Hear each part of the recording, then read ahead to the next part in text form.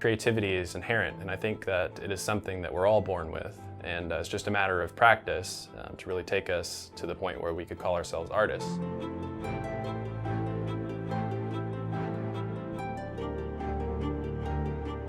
I am actually from Dixon, Illinois, Ronald Reagan's hometown, where I grew up until I was about 7 or 8. Then we moved to Wichita to be closer to my grandparents.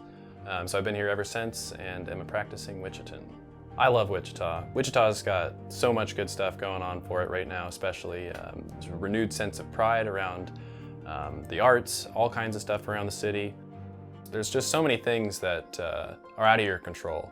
And I think it takes an artist to really embrace that and embrace that fear and embrace that lack of control and navigate the chaos with confidence and grace. There's a great Picasso quote, something like, everyone's born an artist and the hard part is staying one. My main influences growing up would probably be my direct family. So my parents would always draw with me, my siblings would. So I had a good obsession with dinosaurs and I would draw dinosaurs over and over and over again. In middle school and high school, the next big influencer on my work would be the surrealists. Things like automatic writing, stream of consciousness, the paranoiac critical method from Salvador Dali. Post-college, I kind of had a really raw wealth of emotional material that I could craft from, and I felt that realism and surrealism were not adequately sufficient to express what I felt at the time. This kind of led me to grand emotional breakdown of traditional representation in art. Abstract work just kind of poured out of me.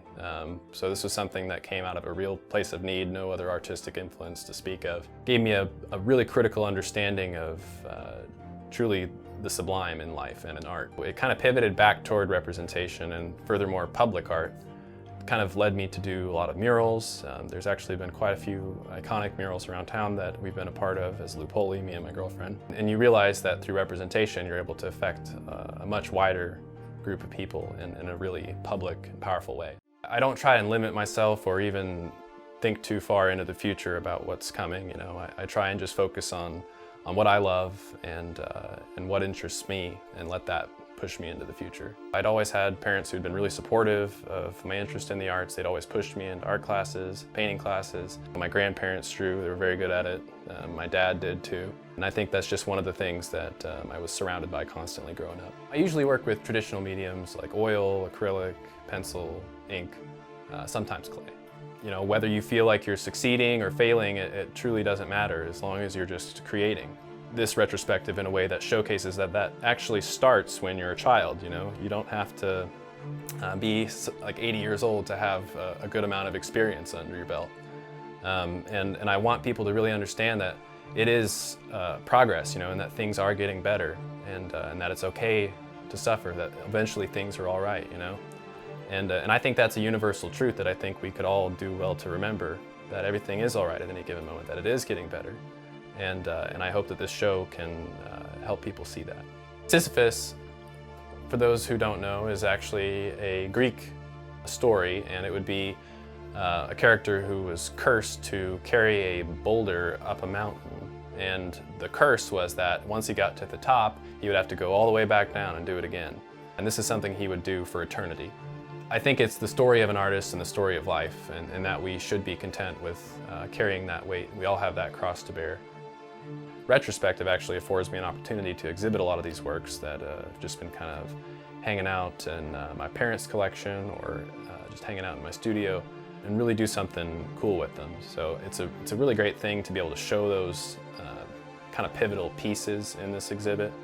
Emergence is another one that was kind of a critical juncture between my representational and my abstracts. So you can really see these kind of transitions as you move throughout the gallery, how you might start seeing things losing certain points of fixation and planes dissolving and shifting and opening up and really just kind of resting in this space that could be a multitude of things. It could be any infinity of what the mind wants to project onto it.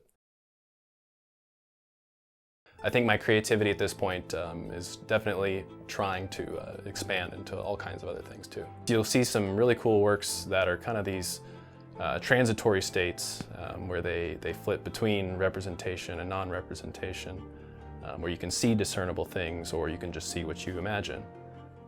So it's a really cool thing as an artist to be able to let these things happen and progress and just just kind of be there to see them through, kind of letting your children grow. The artistic path is not always so cut and dry. It's always taking turns, and it's transforming, and it's getting better, it's refining. I think it's a great opportunity to see that over the course of 20 years of someone's life. And it's hard to say, where this work is even going. I'm still so young, I couldn't even fathom, where I'm gonna be able to take it in just even 10 years' time.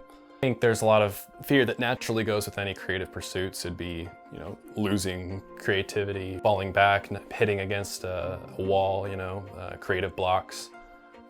Whether the public's gonna accept it or be moved by it in any positive way or negative. I want to be able to show that it is a grind, and being an artist is something that you have to work at over and over and over and over again. Just working at it over time, really just keep creating.